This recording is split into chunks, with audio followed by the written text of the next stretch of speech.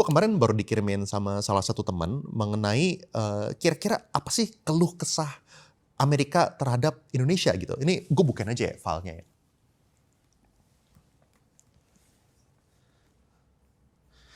Nah, ini jadi filenya. Kita bisa baca Foreign Trade Barriers ya, United States Trade Representative. Ya, ini dibikin, ini official document ya guys.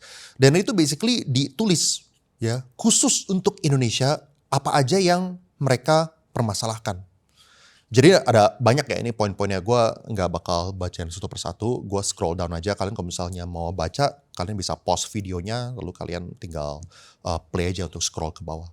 Tapi gue bisa highlight beberapa hal lah, kayak misalnya ini nih, mereka tulis tuh, ya kan, MOF, Ministry of Finance Regulation, sekian, exempted CBU, dan ini CKD, Battery Electric Vehicles, from the luxury goods sales tax. Ini maksudnya ini ya, EV yang kita impor dari China belakangan ini kan nggak perlu ngebayar pajak asalkan mereka ada komitmen untuk membangun pabrik di Indonesia.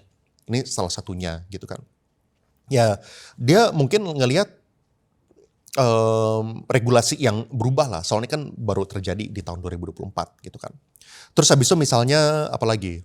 Kita kalau misalnya scroll ke bawah, wah ini lihat nih, sampai OSS, NIB gitu ya, itu juga dipermasalahkan sama mereka.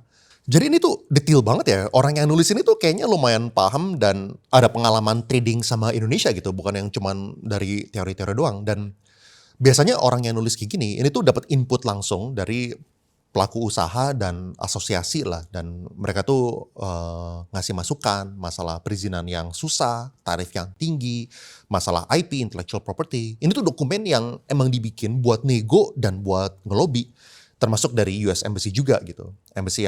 Embassy itu juga biasanya sering nge-track regulasi-regulasi yang baru, dan mereka juga menjaga hubungan dengan perusahaan lokal maupun perusahaan asing supaya mereka tuh sensitif terhadap perkembangan yang ada di Indonesia.